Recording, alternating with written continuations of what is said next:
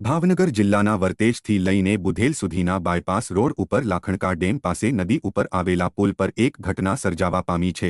વર્તેજથી Budhel road ઉપર bypass મોટા વાહનો પસાર થતા હોય છે, ત્યારે ગત રાત્રે લાખણકા ડેમની નદી ઉપર આવેલા પુલ ઉપરથી એક કન્ટેનર ટ્રક નીચે ખાબક્યો હતો।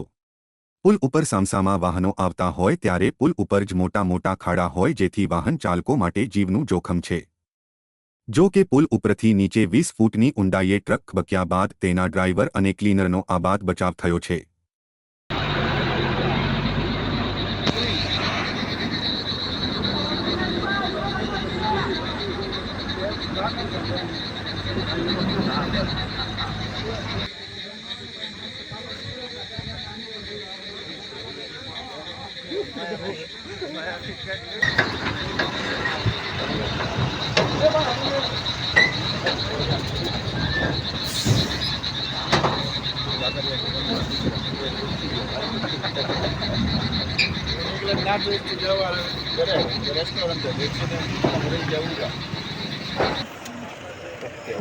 આખો હલવાઈ ગયો તો સીધો નાઈન નાઈન કે ડીઝલ ડીઝલ આખો